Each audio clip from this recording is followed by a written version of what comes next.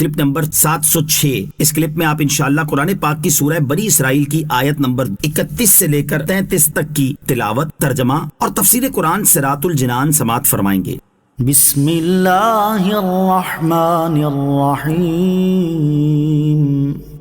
ترجمہ: اللہ کے نام سے شروع جو نہایت مہربان رحمت والا ہے۔ وَلَا تَقْتُلُوا أَوْلَادَكُمْ خَشْيَةَ إِمْلَاقٍ نَحْنُ نَرْزُقُهُمْ وَإِيَّاكُمْ إِنَّ قَتْلَهُمْ كَانَ خِطْئًا كَبِيرًا۔ ترجمہ: اور غربت کے ڈر سے اپنی اولاد کو قتل نہ کرو، ہم انہیں بھی رزق دیں گے اور تمہیں بھی، بے شک انہیں قتل کرنا کبیرہ گناہ ہے۔ وَلَا تَقْتُلُوا أَوْلَادَكُمْ، اور اپنی اولاد کو قتل نہ کرو۔ اس رکوع میں متعدد کبیرہ گناہوں کے بارے میں واضح طور پر حکم دیا ہے کہ ان سے بچو۔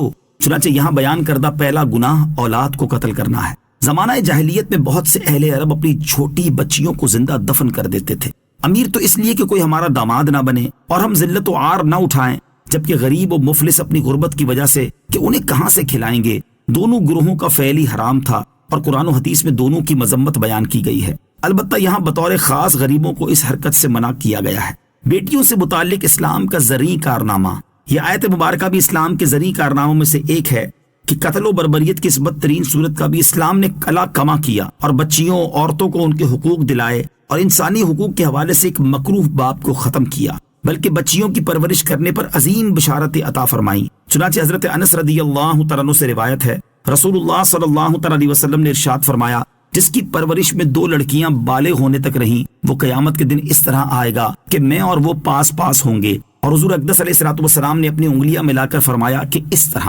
حضرت عبداللہ ابن عباس رضی اللہ تعالیٰ عنہما سے روایت ہے، حضور پر نور علیہ السلام نے ارشاد فرمایا، جس کی لڑکی ہو اور وہ اسے زندہ درگور نہ کرے اور اس کی توہین نہ کرے اور اپنے بیٹوں کو اس پر ترجیح نہ دے تو اللہ تعالیٰ اسے جنت میں داخل فرمائے گا۔ حضرت عائشہ رضی اللہ تعالیٰ عنہا فرماتی ہیں، ایک عورت اپنی 2 لڑکیاں لے کر میرے پاس آئی اور اس نے مجھ سے کچھ مانگا۔ میرے پاس ایک کھجور کے سوا کچھ نہ تھا، میں نے وہی دے دی۔ عورت نے کھجور تقسیم کر کے دونوں لڑکیوں کو دے دی اور خود نہیں کھائی۔ جب وہ چلی گئی تو حضور پر نور علیہ السلام تشریف لائے تو میں نے یہ واقعہ بیان کیا۔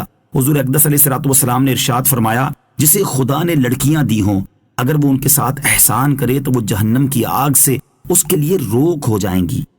وَلَا تَقْرَبُوا الزِّنَا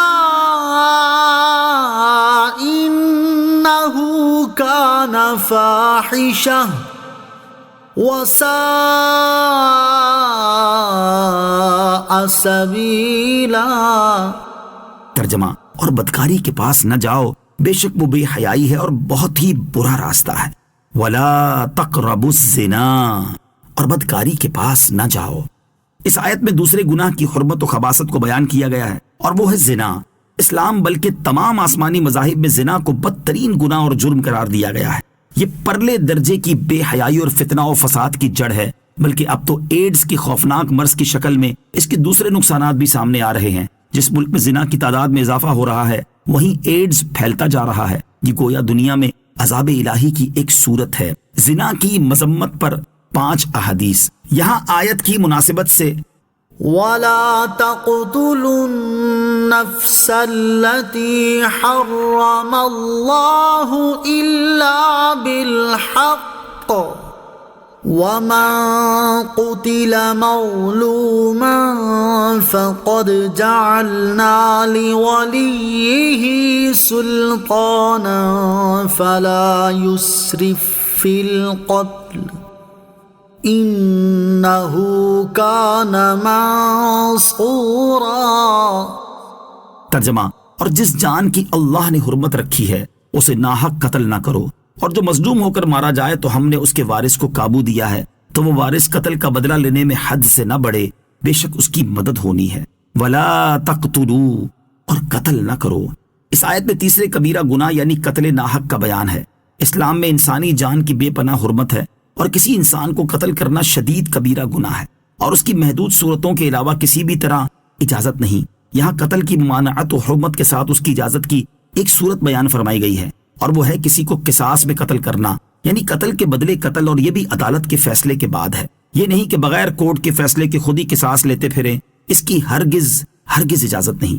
پھر قصاص میں قتل کی اجازت کے ساتھ اس کی بھی حدود و قیود بیان فرمائی ہیں کہ قصاص میں قتل کرنے میں بھی مقتول کا وارث حد سے نہ بڑھے۔ جیسے زمانہ جاہلیت میں ایک مقتول کے عوض میں کئی لوگوں کو قتل کر دیا جاتا، تو فرمایا گیا کہ صرف قاتل سے قصاص لیا جائے گا، کسی اور سے نہیں۔ آیت سے یہ بھی ثابت ہوا کہ قصاص لینے کا حق ولی کو ہے، اور ولی میں وہی ترتیب ہے جو اسبات رشتہ داروں کی ایک خاص قسم میں ہے، اور جس کا ولی نہ ہو اس کا ولی سلطان ہے۔ نیز یہ بھی معلوم ہوا کہ قصاص حق العبد ہے، اگر ولی چاہے تو معاف کر دے۔ آیت کے آخر میں فرمایا گیا کہ بے شک اس کی مدد ہونی ہے، یعنی ولی کی یا مقتول مظلوم کی یا اس شخص کی جس کو ولی ناحق قتل کرے۔ کتنے افسوس کی بات ہے کہ اسلام میں انسانی جان کی کس قدر حرمت بیان کی گئی ہے، اور آج ہمارے معاشرے کا حال یہ ہے کہ جس کا دل کرتا ہے وہ بندوق اٹھاتا ہے، اور جس کو دل کرتا ہے قتل کر دیتا ہے، کہیں سیاسی وجوہات سے تو کہیں علاقائی اور صوبائی تعصب کی وجہ سے، یوں ہی کہیں زبان کے نام پر تو کہیں فرقہ بندی کے نام پر۔ ان میں سے کوئی بھی صورت جائز نہیں ہے۔ قتل کی اجازت صرف مخصوص صورتوں میں حاکم اسلام کو ہے اور کسی کو نہیں۔